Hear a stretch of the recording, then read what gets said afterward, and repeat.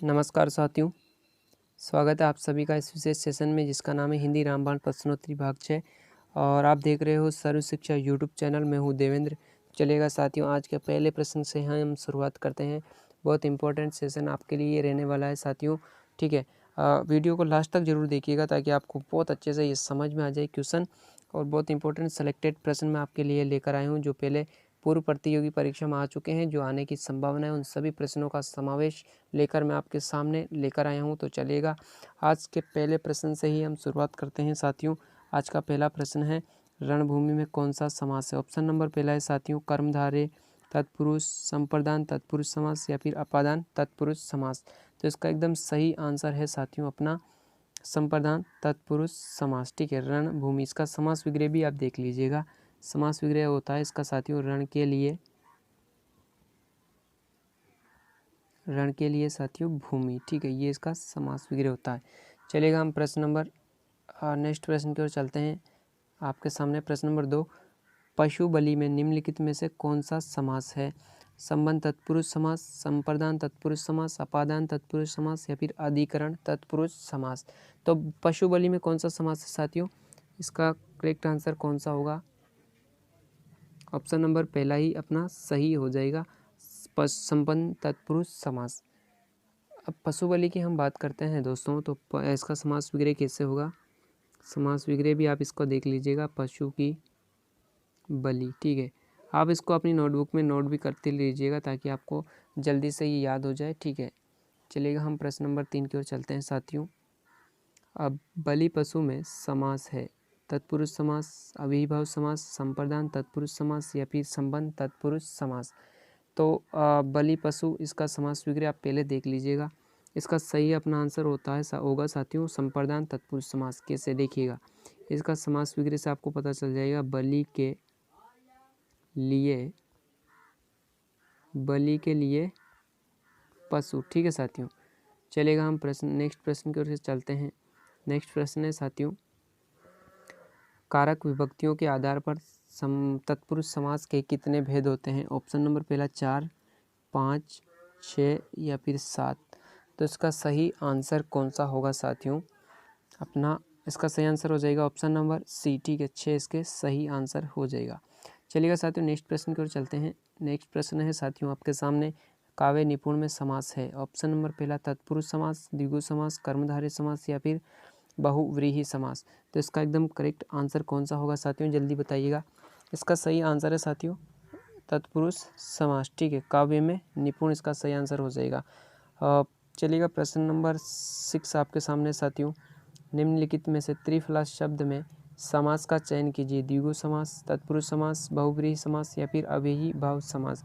तो देखिएगा, अगर बात करें त्रिफला में तो इसका सही आंसर होगा अपना द्विगु समास।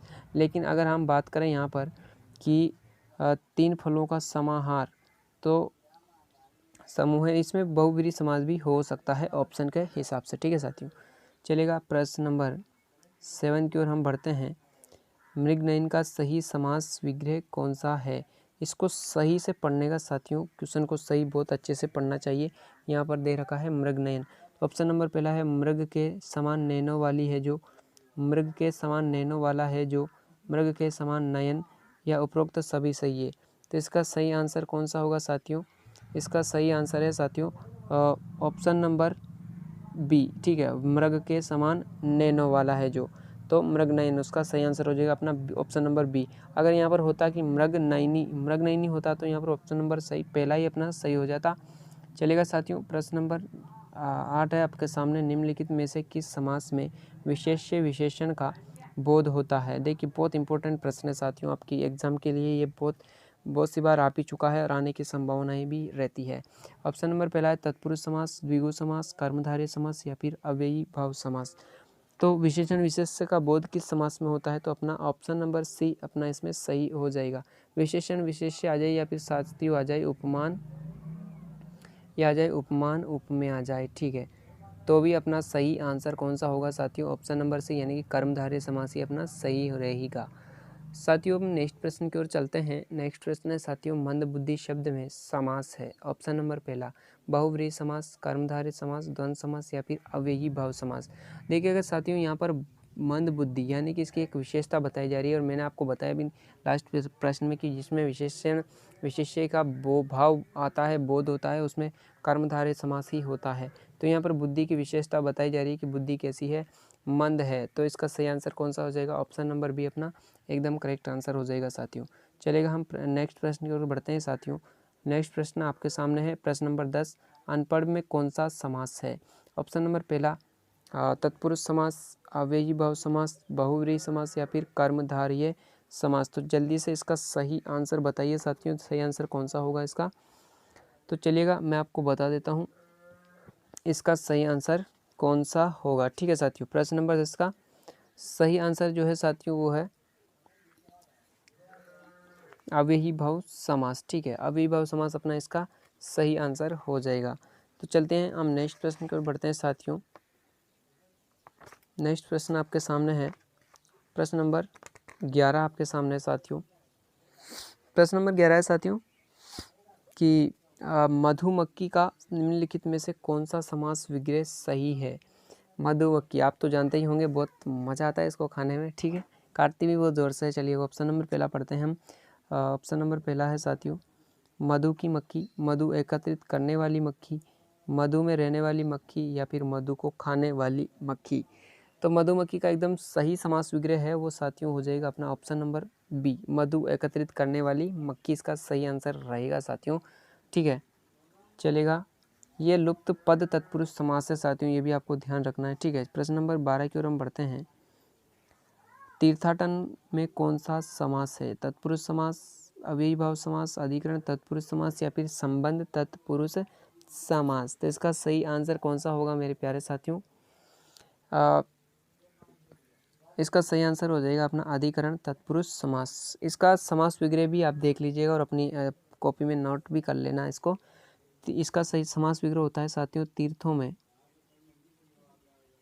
तीर्थों में भ्रमण करने वाला, भ्रमण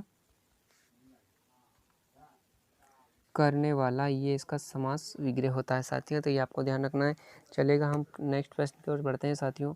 नेक्स्ट प्रश्न है आपके सामने, तुलसी माला में समास होगा। ऑप्शन नंबर पहला तत्पुरुष समास, संबंध तत्पुरुष समास, अपादान तत्पुरुष समास या फिर करण तत्पुरुष समास। तो इसका सही आंसर कौन सा होगा मेरे प्यारे साथियों? इसका सही आंसर हो जाएगा संबंध तत्पुरुष समास। इसका समास विग्रह भी आप देख लीजिएगा। इसका समास विग्रह होता है साथियों तुलसी की माला। ठीक है, यही इसका समास विग्रह होगा साथियों।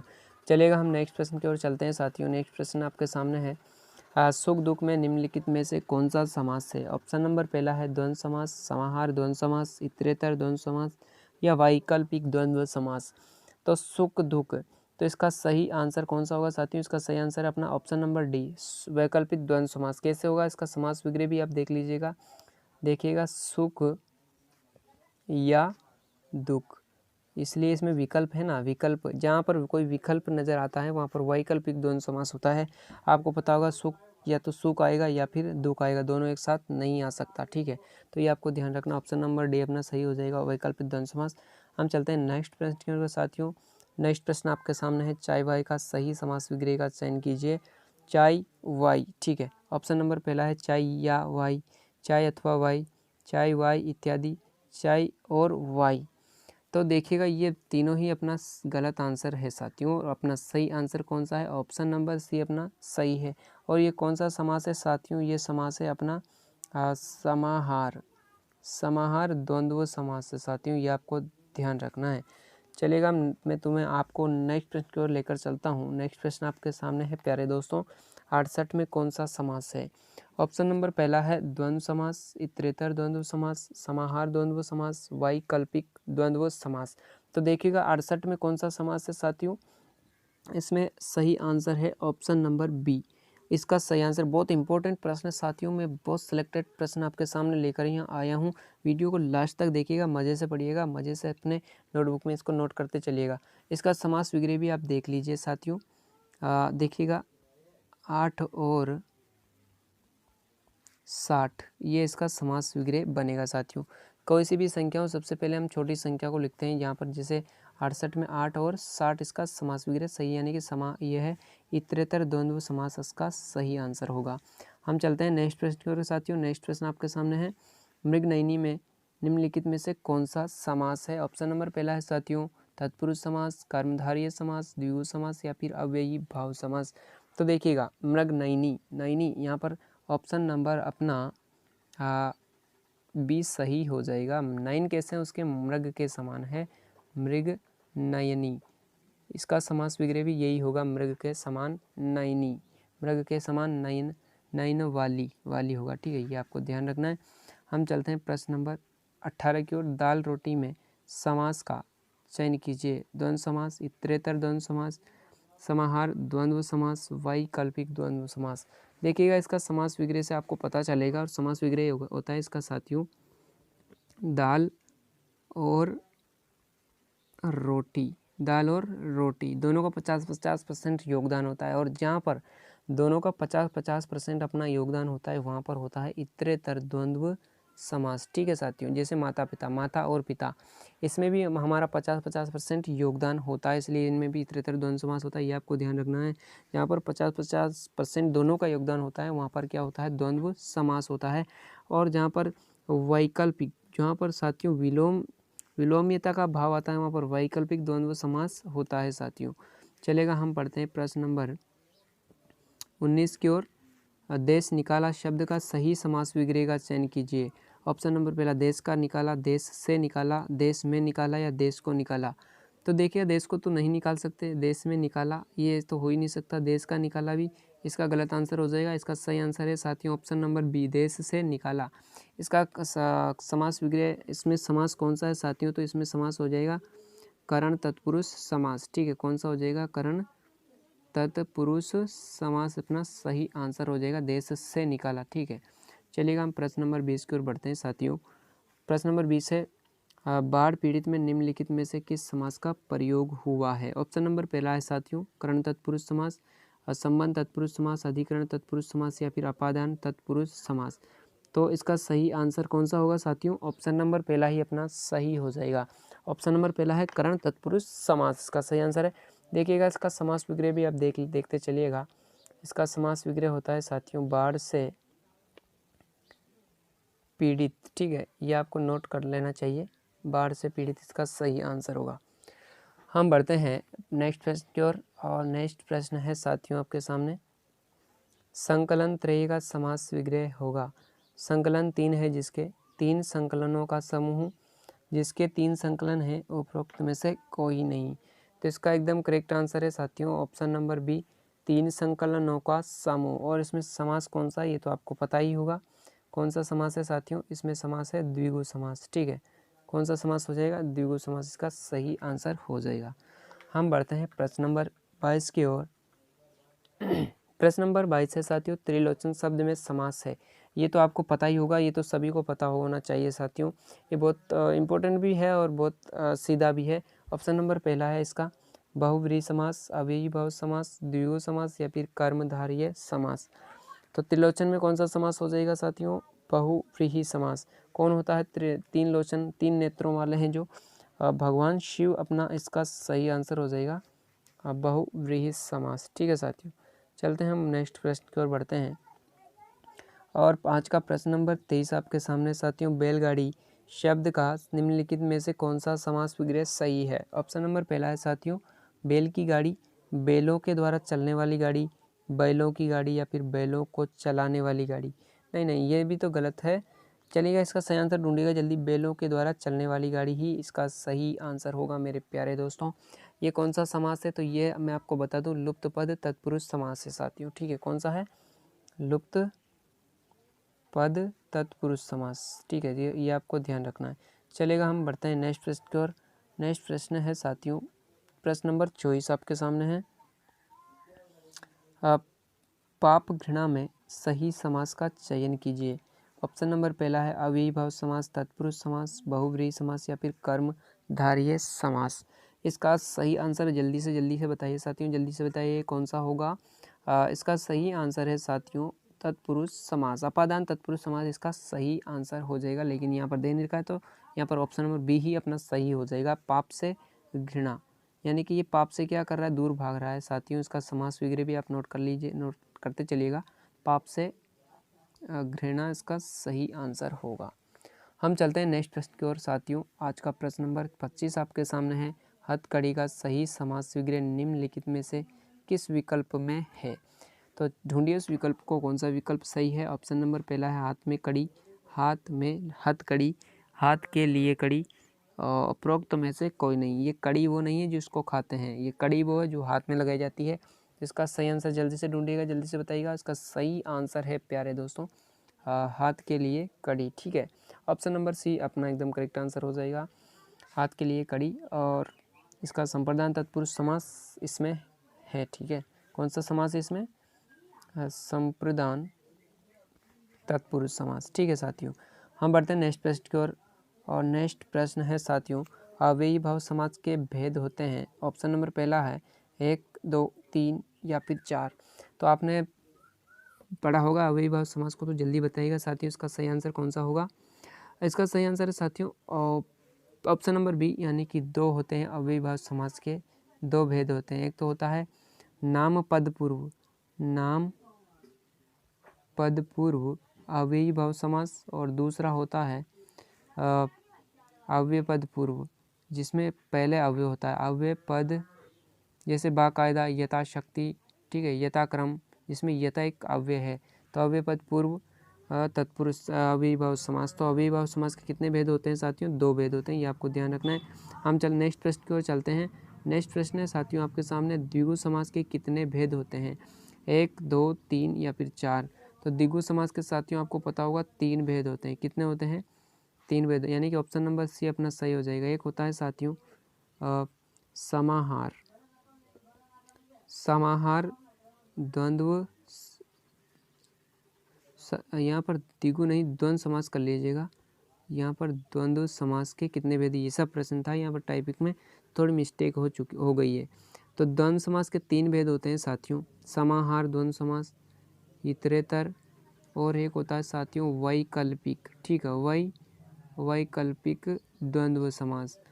तो ऑप्शन नंबर सी अपना सही हो जाएगा साथियों। आज चलते हैं हम नेक्स्ट प्रश्न की ओर। और नेक्स्ट प्रश्न यह रहा आपके सामने। प्रश्न है साथियों, विवाहेतर का समास विग्रह निम्नलिखित में से किस विकल्प का सही है? ऑप्शन नंबर पहला हो जाएगा साथियों विवाह में अंतर, विवाह में इतर, विवाह को इधर, विवाह से इतर। तो इसका सही आंसर जल्दी से बताइएगा कौन सा हो जाएगा। ऑप्शन नंबर डी सही है साथियों। ठीक है, विवाह से इतर। आपको बता दूं कि मैं इसमें जो है अव्ययी भाव समास अपना सही हो जाएगा अगर समास पूछे तो। ठीक है साथियों, कौन सा समास है इसमें विवाह इतर में? इसमें साथियों है अव्ययी भाव समास। ठीक है साथियों, चलते हैं हम नेक्स्ट प्रश्न की ओर चलते हैं। प्रश्न नंबर 29 है साथियों, काकबली शब्द में निम्नलिखित में से कौन सा समास है? ऑप्शन नंबर पहला है संबंध तत्पुरुष समास, करण तत्पुरुष समास, संप्रदान तत्पुरुष समास या फिर कर्म तत्पुरुष समास। तो काक की बलि इसका सही समास विग्रह होगा, काक की बलि। तो इसका सही आंसर कौन सा होगा? संबंध तत्पुरुष समास। ठीक है साथियों, चलिएगा हम प्रश्न नंबर आज का प्रश्न 30 है। रस में डूबा हुआ गुल्ला का समास से युक्त शब्द निम्नलिखित में से कौन सा है? ऑप्शन नंबर पहला है रस का गुल्ला, रसगुल्ला, रसों का गुल्ला या फिर रस में गुल्ला।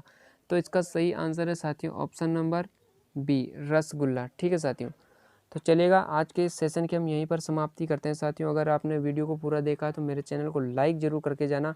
कमेंट बॉक्स के माध्यम से ये बताना ना भूलें कि आपके इस सेशन में कितने प्रश्न सही हुए हैं, ताकि मैं भी जान सकूँ कि आपकी तैयारी कितनी बेहतर है।